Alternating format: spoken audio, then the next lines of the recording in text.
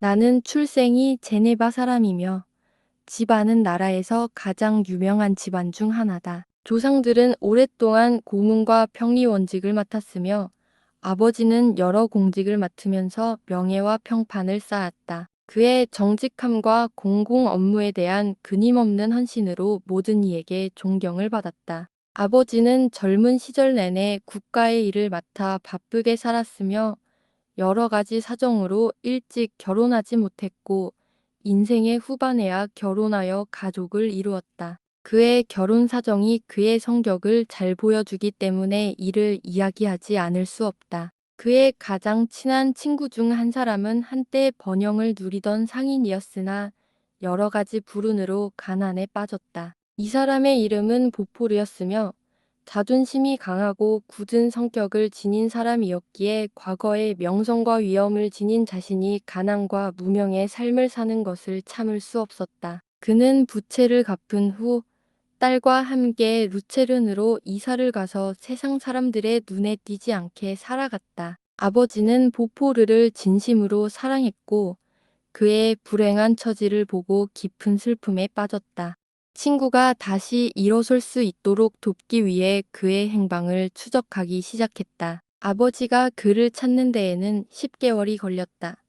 보포르가 살고 있는 집은 루에스 강 근처의 초라한 거리 한쪽에 있었다. 그곳에서 아버지가 맞이한 것은 오직 가난과 절망뿐이었다. 보포르는 재산이 거의 남아있지 않았지만 몇 달 동안 살아갈 만큼의 돈을 남겨놓았고 그 사이에 상업적인 일자리를 구하려 했다. 그러나 그 기간 동안 아무 일도 하지 않으며 시간이 지나면서 고통은 점점 더 깊어졌고 결국 3달이 지난 후에는 병에 걸려 움직일 수 없게 되었다. 그의 딸인 캐롤라인은 아버지를 정성껏 돌보았지만 그들의 작은 재정이 빠르게 고갈되며 더 이상 희망이 없다는 것을 절망적으로 깨닫게 되었다. 그러나 캐롤라인은 흔치 않은 성격을 지닌 여인이었고 고난 속에서도 용기를 잃지 않았다.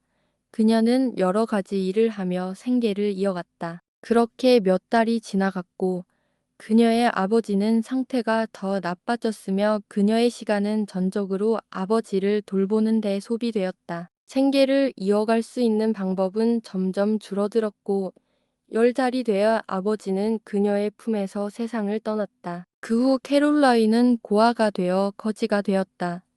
이 마지막 일격은 그녀를 완전히 무너뜨렸고 그녀는 보포르의 광 곁에 무릎을 꿇고 깊은 슬픔에 잠긴 채 울고 있었다. 그때 아버지가 그 방에 들어섰다. 아버지는 그녀에게 다가갔고 친구의 장례를 치른 후 그녀를 제네바로 데려가서 친척의 보호를 받게 했다. 그리고 2년 후 아버지는 캐롤라와 결혼해서 부부가 되었다. 부모님 사이에는 나이 차이가 상당히 있었지만 이 사실은 오히려 그들의 헌신적인 애정을 더욱 깊게 만드는 요인이 된 것 같았다. 아버지의 올바른 마음에는 그가 사랑하는 사람을 깊이 사랑하려면 반드시 고백이 필요하다는 정리감이 있었다. 아마도 과거에 그가 사랑한 사람의 자격이 부족하다는 사실을 알게 되어 고통을 겪었기에 이제는 검증된 가치를 더욱 중요시 여기게 되었을 것이다. 그녀의 미덕을 존경하고 그녀가 겪었던 고통을 어느 정도 보상해 주려는 바람에서 비롯된 것이었으며 그녀에 대한 행동에 말로 표현할 수 없는 우아함을 더했다. 그는 모든 것을 그녀의 소원과 편의를 위해 희생했으며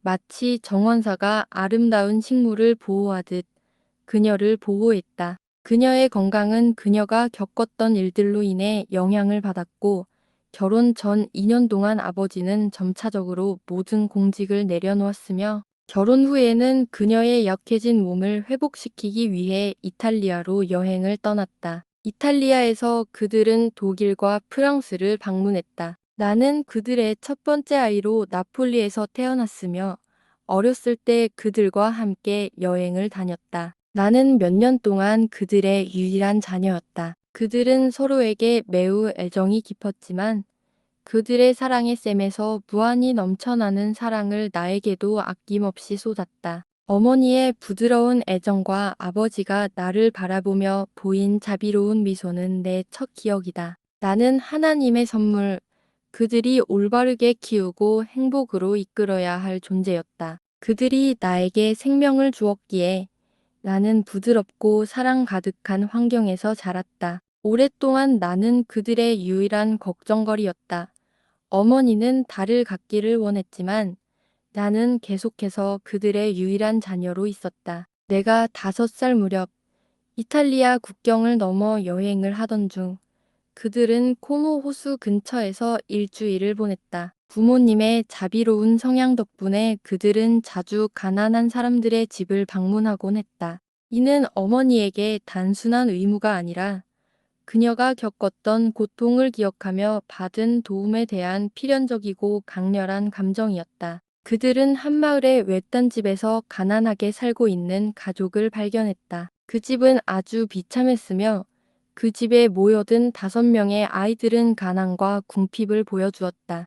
어느 날 아버지가 밀라노로 혼자 떠난 사이 어머니는 나와 함께 그 집을 방문했다. 그곳에서 그녀는 근로에 지친 농부 부부를 만나 5명의 아이들에게 부족한 식사를 나누어 주고 있었다. 그중 한 아이가 특히 어머니의 마음을 끌었다. 그 아이는 다른 아이들과는 다르게 매우 창백하고 금빛 머리카락을 가지고 있었다. 비록 옷은 누추했지만 그녀의 머리 위에 마치 왕관처럼 그 빛나는 머리카락이 놓여있는 듯 했다. 그녀의 이마는 넓고 깨끗했으며 파란 눈은 구름 한 점 없이 맑았고 그녀의 입술과 얼굴의 표정은 감수성과 달콤함이 가득했다. 그런 모습은 마치 하늘에서 내려온 존재처럼 보였고 그녀의 모든 특징에는 신성한 기운이 스며들어 있는 듯했다. 근 홍부의 아내는 어머니가 이 아름다운 소녀에게 놀라움과 감탄의 눈길을 보낸 것을 보고 그녀의 이야기를 서둘러 전해주었다. 그 소녀는 농부의 아이가 아니라 밀라노의 한 귀족의 딸이었다. 어머니는 독일 사람이었고 그녀를 낳고 사망하셨다. 이야기는 이 가난한 농부 부부에게 맡겨져 길러졌다. 그 농부는 그때 결혼한 지 얼마 되지 않았고 첫째 아이가 태어난 지 얼마 되지 않았다. 그 소녀의 아버지는 이탈리아의 고대 영광을 기억하며 자라난 이탈리아인으로 나라의 자유를 위해 싸운 사람 중 하나였다. 그는 나라의 약함으로 인해 희생된 인물이었다. 그가 죽었는지 아니면 아직도 오스트리아의 감옥에 갇혀 있는지는 알 수 없었다. 소녀는 근 홍부 부부와 함께 살았고 그들의 집에서 자라나며 어두운 덩굴 속에서 더 아름답게 자라난 정원 속 장미와도 같았다. 아버지가 밀라노에서 돌아왔을 때 그는 우리 집 대청에서 나와 함께 놀고 있는 한 소녀를 발견했다. 그 소녀는 그림 속 천사보다 더 아름다웠고 그 모습은 마치 빛을 발하는 존재 같았으며 그녀의 몸짓은 언덕의 샤모이처럼 가벼웠다. 어머니는 그녀의 시골 양 부모들에게 허락을 받아 이 소녀를 자신이 맡아 키울 수 있도록 설득했다. 그들은 그 소녀를 사랑했고 그 소녀의 존재는 그들에게 축복처럼 느껴졌다. 하지만 소녀를 가난과 궁핍 속에 두는 것은 불공정하다고 판단한 어머니가 그 소녀를 맡아 키우려고 했다. 그들은 마을의 신부와 상담을 했고 그 결과 엘리자베스 라벤자라는 이름으로 우리 집에 들어오게 되었다. 모두가 엘리자베스를 사랑했다. 그녀에 대한 모든 사람들의 열정적이고 거의 경외하는 애착은 나에게 자부심과 기쁨이 되었다. 소녀가 우리 집에 오기 전날 어머니는 장난스럽게 이렇게 말씀하셨다. 내가 내 빅토르에게 예쁜 선물을 준비했단다. 내일이면 그 선물을 줄 거야. 그리고 그 다음 날 어머니는 약속한 선물로 엘리자베스를 데리고 오셨고 나는 어린 마음에 어머니의 말을 문자 그대로 받아들이며 엘리자베스를 나의 것이라고 생각했다. 나의 보호하에 사랑하고 아껴야 할 존재로 여겼다. 그녀에게 주어진 모든 칭찬은 마치 내 소유물에 대한 칭찬처럼 느껴졌다. 우리는 서로를 친근하게 사촌이라고 부르며 그녀가 내게 어떤 관계인지를 표현할 수 있는 말이나 표현이 없었다. 그녀는 내게 더 나은 자매였으며 죽을 때까진 나의 유일한 사람이 될 존재였다. 우리는 함께 자랐다. 엘리자베스는 차분하고 집중력 있는 성격을 가졌지만 나는 더 열정적이고 집중력이 뛰어나며 지식에 대한 갈증이 더 강했다. 그녀는 시인의 공중의 창작물들을 따르며 시간을 보냈고 우리의 집을 둘러싼 장엄하고 신비로운 풍경 속에서 산들의 웅장한 모습, 계절의 변화, 폭풍과 고요, 겨울의 침묵, 그리고 알프스 여름의 생명력과 격동 속에서 감탄과 기쁨의 충분한 여유를 느꼈다. 반면 나는 그 현상들의 아름다움을 경외하면서도 그것들을 연구하려는 열망에 사로잡혔다. 세상은 나에게 신비로운 비밀처럼 느껴졌고 그것을 밝혀내고 싶었다. 내 남동생이 태어나면서 부모님은 완전히 떠도는 생활을 접고 정착하기로 결심했다. 우리는 제네바에 집을 가지고 있었고 벨리브레에 있는 호숫가에 캠프장도 있었다. 이 캠프장은 도심에서 1, 2가 조금 넘는 거리에 있었으며 우리는 주로 그곳에 살았다. 부모님의 삶은 상당히 은둔적인 방식으로 흘러갔다. 나는 사람들 속에서 군중을 피하고 몇몇 사람들과 깊은 관계를 맺는 성격이었기 때문에 다른 학교 친구들에게는 큰 관심이 없었다. 하지만 그 중에서 헨리 클레르발이라는 친구와는 깊은 우정을 나누었다. 헨리는 제네바의 상인의 아들이었고 특이한 재능과 상상력을 가진 소년이었다. 그는 모험, 고난, 심지어 위험을 스스로를 위해서도 즐겼다. 그는 기사도와 로맨스의 책을 깊이 읽었고 영웅적인 노래를 작곡하며 마법과 기사들의 모험에 관한 이야기를 쓰기 시작했다. 그는 우리에게 연극을 하고 가면 무도회를 열자고 했으며 그 등장인물들은 론세발레 전투의 영웅들이나 아서 왕의 원탁의 기사들, 그리고 성지를 구하기 위해 피를 흘린 기사들로 꾸며졌다.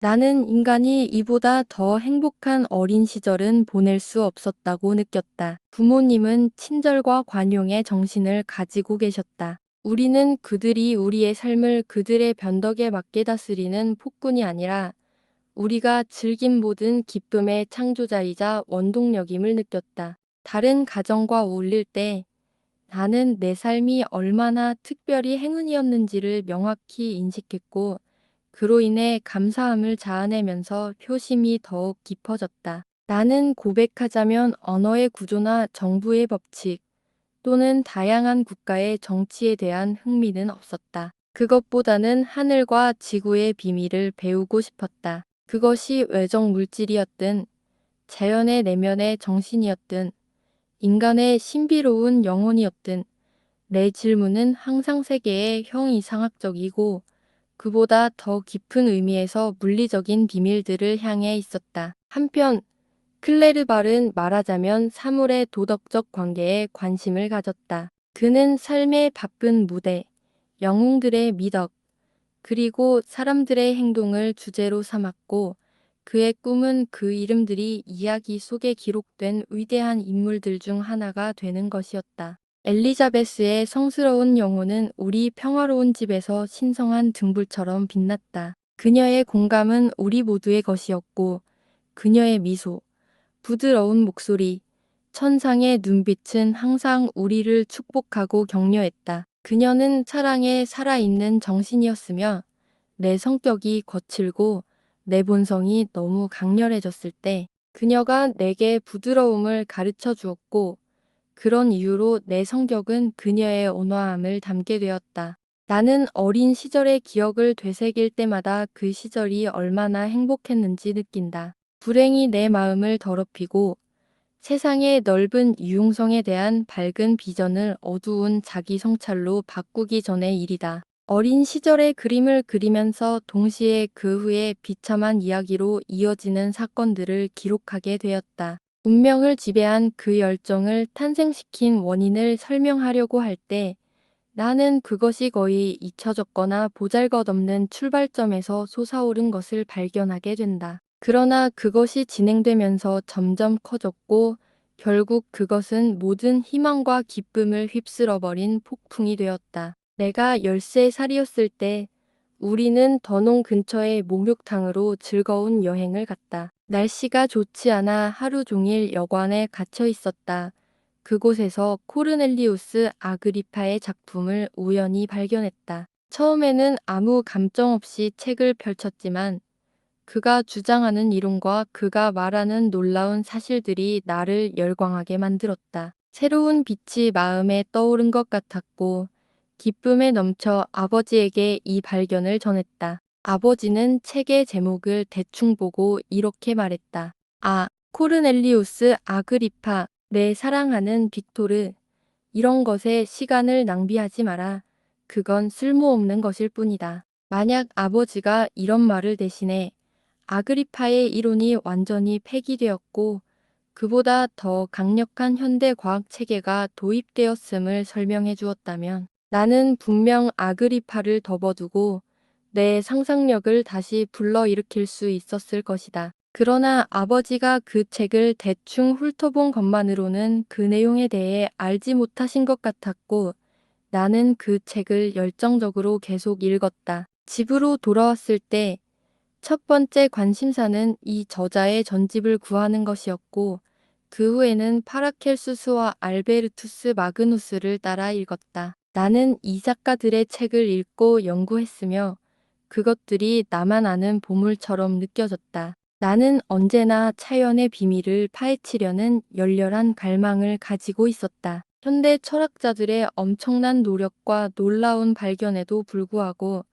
나는 항상 공부에서 불만족과 불만을 느꼈다. 이러한 일이 18세기에 일어났다는 것은 이상하게 보일지도 모르지만 제네바의 학교에서 교육을 받는 동안 나는 좋아하는 연구에 대해서는 상당히 공부를 많이 했다. 아버지는 과학적이지 않았고 나는 어린이의 눈을 가진 채 학생의 지식에 대한 갈망을 안고 고군분투하고 있었다. 새로운 선생님들의 지도 아래 연금술사의 돌과 생명약을 찾는데 가장 큰 열정으로 들어갔다. 내가 인간의 몸에서 질병을 쫓아내고 어떤 폭력적인 죽음을 제외하고는 인간을 불사로 만들 수 있다면 그 발견에 따르는 명성이 얼마나 클까 하는 상상이 내 마음을 사로잡았다. 내가 좋아하는 저자들은 유령이나 악마를 부를 수 있다는 약속을 아낌없이 주었고 나는 그것을 가장 열망하며 추구했다. 그리고 내 의식이 항상 실패했더라도 나는 실패를 경험 부족과 실수 때문이라고 생각했지.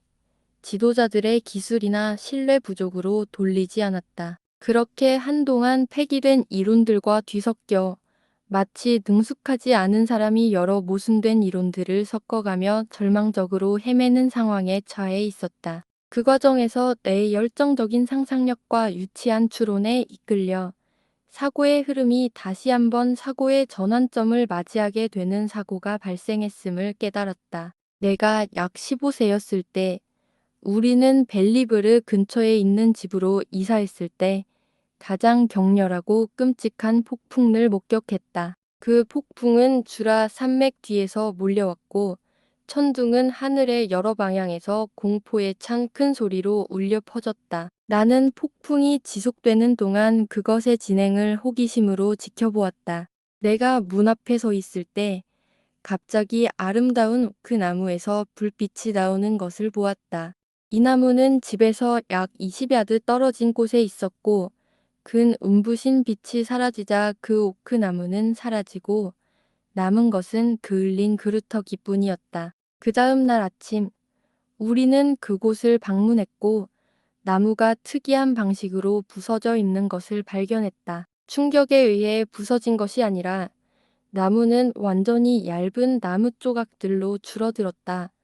나는 그렇게 완전히 파괴된 것을 본 적이 없었다. 이때 자연 철학의 대가가 우리와 함께 있었고 이 재난에 자극받아 그는 전기와 갈바니즘에 관한 그가 세운 이론을 설명하기 시작했다. 그가 말한 모든 것은 나에게 새롭고 놀라운 것이었고 그것은 상상 속의 주인공들이었던 코르네리우스 아그리파, 알베르투스 마그누스, 파라켈수스를 그늘지게 만들었다. 그러나 어떤 불운으로 기존의 연구를 계속할 의욕을 잃게 만들었다. 나는 이제 아무것도 알 수 없을 것 같았고, 그동안 나의 관심을 끌었던 모든 것들이 갑자기 하찮게 느껴졌다. 나는 자연 역사와 관련된 모든 연구를 불완전하고 기형적인 것으로 여기며 진정한 지식에 다가가지 못하는 이상한 학문이라며 깊이 경멸하게 되었다. 이러한 정신적 변화는 아마도 우리가 어린 시절에 특히 많이 겪는 그런 기이한 마음의 변덕 중 하나일 것이다.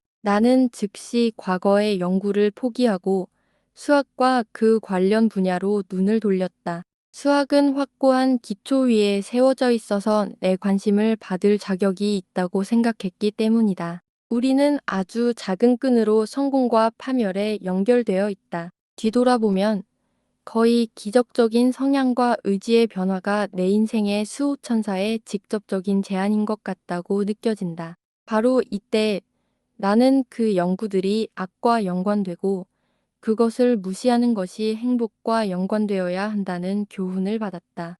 이는 선의 강력한 노력이었지만 효과는 없었다. 운명은 너무 강력했고 나의 끔찍한 파멸을 이미 정해놓았다. 내가 17살이 되었을 때 부모님은 내가 잉골슈타트 대학에 다니기를 원하셨다. 그동안 나는 제네바 학교에서 교육을 받았지만 아버지께서는 내가 고향을 넘어 다른 문화를 경험하는 것이 필요하다고 생각하셨다. 나는 대학에 가기로 한 날짜가 정해졌지만 그 날짜가 오기 전에 내 인생에서 첫 번째 불행이 일어났다. 그것은 내 미래의 고통을 예고하는 듯한 불길한 징조였다. 엘리자베스가 홍역에 걸렸다.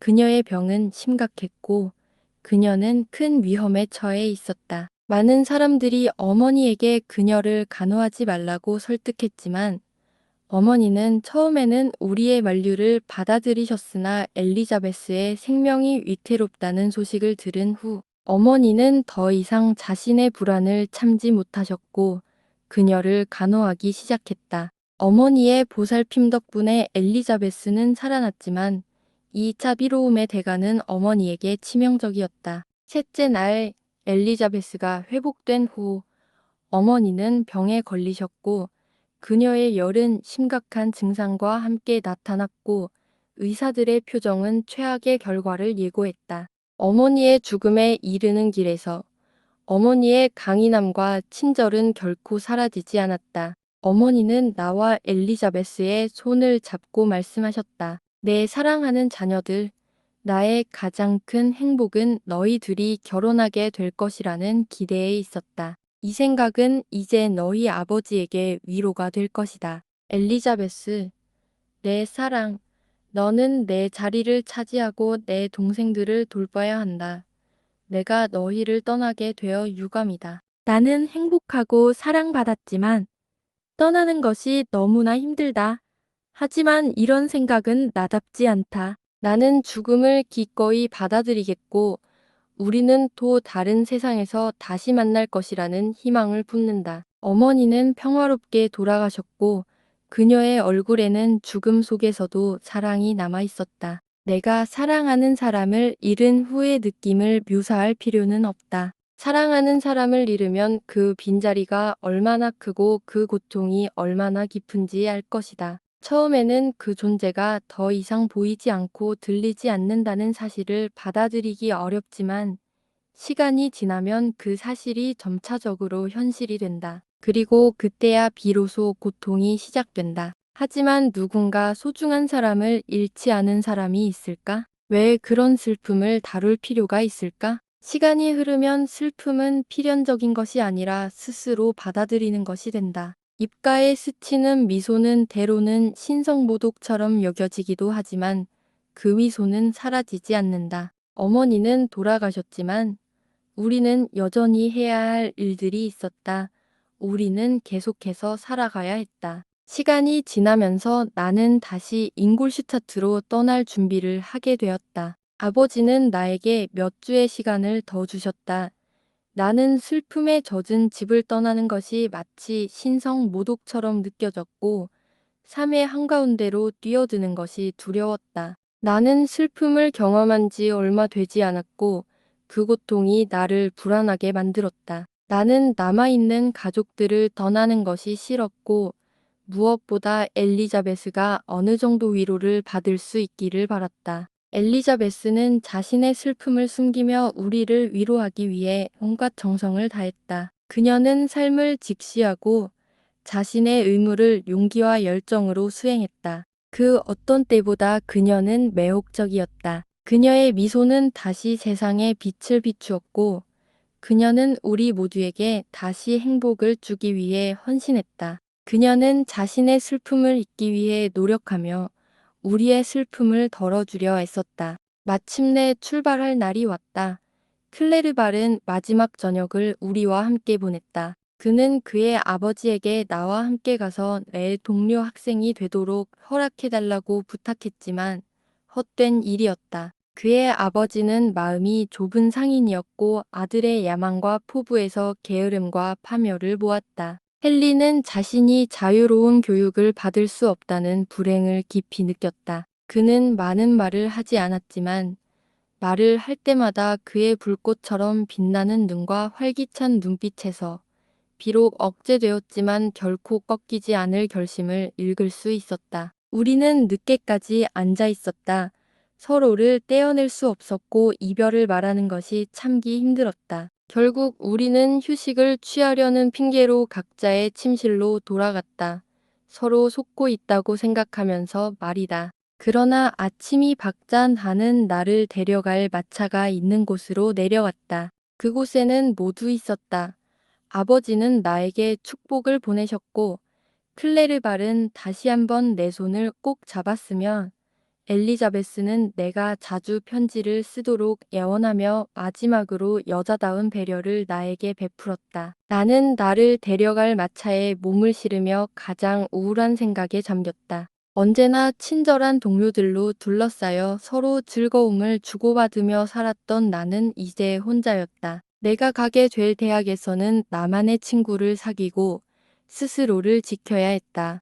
내 삶은 그동안 매우 외롭고 가정적인 삶이었고 그로 인해 나는 새로운 얼굴을 맞이하는데 강한 반감을 느꼈다. 나는 내 형제들과 엘리자베스 그리고 클레르바를 사랑했다. 그들은 오래된 친숙한 얼굴들이었지만 나는 내가 낯선 사람들과 어울리기에 전혀 적합하지 않다고 믿었다. 이런 생각을 하며 여정을 시작했다. 그러나 여정을 계속하자 내 기분과 희망은 다시 차오르기 시작했다. 나는 지식의 습득을 간절히 원했다. 집에 있을 때도 나는 젊은 시절을 한 곳에 갇혀 보내는 것이 힘들었고 세상에 나가 다른 사람들 속에서 내 자리를 찾고 싶었다. 이제 내 소망은 이루어졌고 후회할 일이 아니라는 것을 깨달았다. 잉골슈타트로 가는 여정은 길고 힘든 시간이었고 그동안 나는 많은 생각을 했다. 결국 고운 하얀 첨탑이 내 시야에 들어왔다. 나는 마차에서 내려 나만의 방으로 안내받아 저녁을 편히 보낼 수 있었다. 다음 날 나는 주요 교수들을 방문했다. 우연히, 아니 오히려 나를 파멸로 이끈 악의 힘, 내 아버지의 집을 떠난 순간부턴 나를 지배하기 시작한 파멸의 천사가 나를 자연철학 교수인 크램프에게 이끌었다. 그는 불편한 사람이었지만 그의 과학에 대한 지식은 깊었다. 그는 나에게 자연철학과 관련된 여러 과학 분야에서 내가 어느 정도 진전을 이루었는지 물었다. 나는 대충 대답하며 경멸적인 마음을 담아 애가 공부한 주요 저자들로 연금술사들의 이름을 언급했다. 교수는 놀라며 물었다. 정말 그렇게 쓸모없는 것들을 공부한 거냐? 크램프 교수는 열정적으로 계속 말했다. 그 책들에 낭비한 모든 순간이 전혀 가치 없는 시간이다. 오 신이시여, 그토록 욕심껏 흡수한 그 허황된 사상들이 천년이나 된 고물에 불과하고 얼마나 구식인지를 아무도 친절히 알려주지 않았니? 이 시대, 이 과학적이고 밝은 시대에 알베르투스 마그누스와 파라켈수스의 제자를 찾을 줄은 상상도 못했다. 너는 이제 전혀 새로운 학문을 시작해야 한다. 이렇게 말하며 그는 옆으로 비켜서서 자연 철학에 관한 여러 권의 책 목록을 적어주었고 그 목록을 구하라고 하면 알을 내보냈다. 그리고 그는 다음 주 초부터 자연 철학의 일반적인 관계에 관한 강의를 시작할 예정이며 그가 빠지는 날에는 동료 교수인 발드만이 화학 강의를 할 것이라고 말했다. 나는 실망하지 않고 집으로 돌아왔다.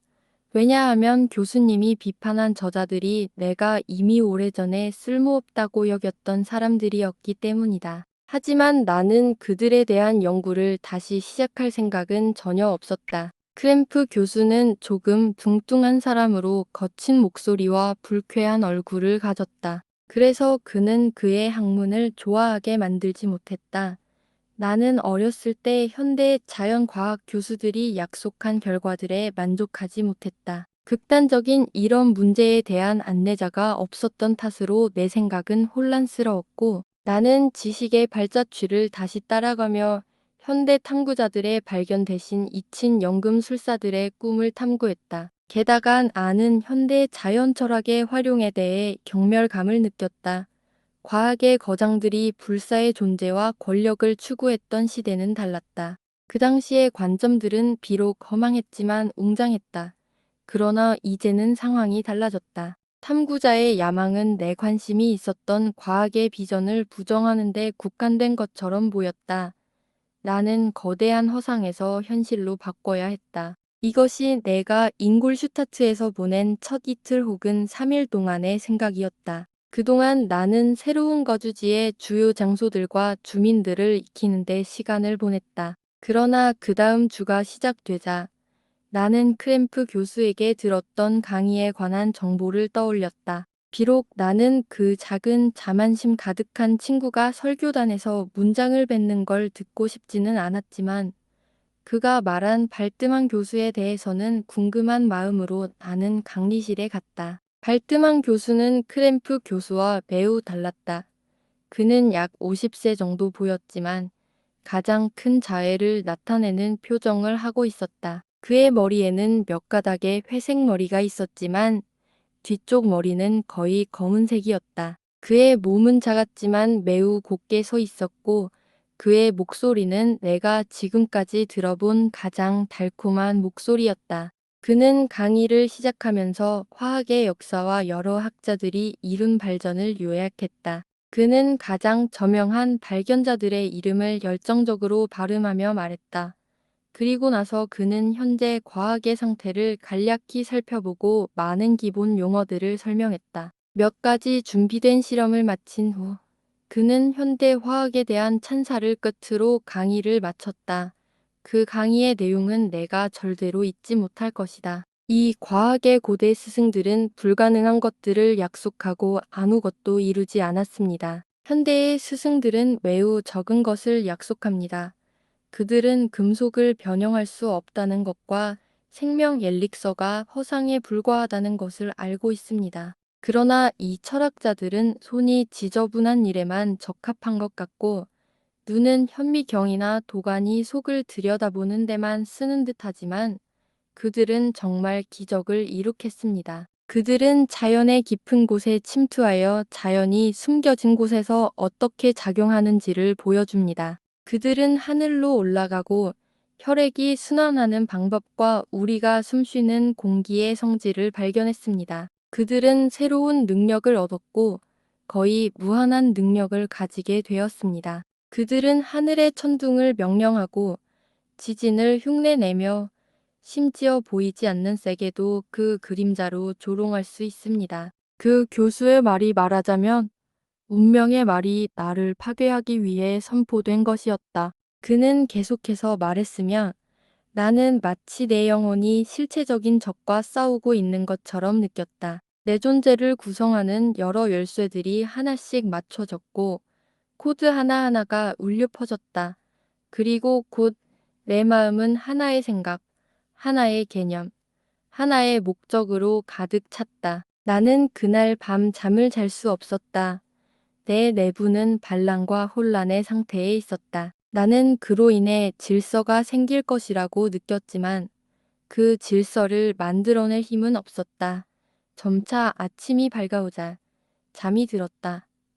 나는 개어났고 어젯밤의 생각들은 마치 꿈처럼 느껴졌다. 이제 남은 것은 내 고전적인 학문으로 돌아가 자연적인 재능을 가진 과학에 헌신할 결심이었다. 같은 날 나는 발뜸한 교수에게 찾아갔다. 그의 사적인 태도는 공적인 모습보다 더 온화하고 매력적이었다. 강의 중에 그의 표정에는 어떤 존엄함이 있었지만 그의 집에서는 그 존엄함이 가장 큰 친절과 상냥함으로 바뀌었다. 나는 이전에 교수에게 했던 것과 거의 동일한 내용을 그에게 이야기했다. 그는 내 학문에 관한 짧은 이야기를 주의 깊게 들었고 코르넬리우스 아그리파와 파라켈수스의 이름에 미소 지었지만 크램프 교수가 보였던 경멸은 없었다. 그는 말했다. 이들은 현대 철학자들이 그들의 지식의 대부분을 얻을 수 있도록 한 불굴의 열정을 가진 사람들이었습니다. 그들이 우리에게 남긴 것은 새로운 이름을 붙이고 사실들을 연결된 분류로 정리하는 일이지요. 비록 그들의 노력 방향이 잘못되었을지라도 천재들의 노력은 결국 인간에게 실질적인 이익을 가져오는 경우가 거의 없지 않습니다. 나는 그가 자만이나 가장 없이 말한 이 이야기를 들으며 현대 화학자들에 대한 대편견이 사라졌음을 고백했다. 나는 겸손하고 존경하는 마음으로 표현했으며 인생 경험이 부족했기에 부끄러워서 내 의도한 연구에 대한 열정을 드러내지 않으려 했다. 그리고 내가 구해야 할 책들에 대한 조언을 부탁했다. 나는 기쁩니다. 발뜸한 교수가 말했다. 당신이 제 제자가 된 것을 만약 당신의 노력과 능력이 일치한다면 저는 당신의 성공을 확신합니다. 화학은 자연 철학에서 가장 많은 발전이 이루어진 분야이며 앞으로도 그럴 것입니다. 그래서 나는 화학을 내 전공으로 삼았습니다. 그러나 동시에 다른 자연과학 분야도 소홀히 하지 않았습니다. 만약 당신이 진정한 과학자가 되고자 한다면, 단순한 실험주의자가 아니라면, 나는 당신이 자연 철학의 모든 분야를 배우는 것을 추천합니다. 수학도 포함해야 합니다. 그는 나를 자신의 실험실로 데려가서 다양한 기계들의 용도를 설명해 주었고, 내가 무엇을 구해야 하는지 가르쳐 주었으며, 내가 과학을 충분히 발전시킬 수 있도록 자신의 기계를 사용할 수 있게 해주겠다고 약속했다. 그는 또한 내가 요청한 책 목록을 주었고, 나는 그를 떠났다. 이렇게 내게 기억에 남을 하루가 끝났다. 그것은 내 미래의 운명을 결정지었다.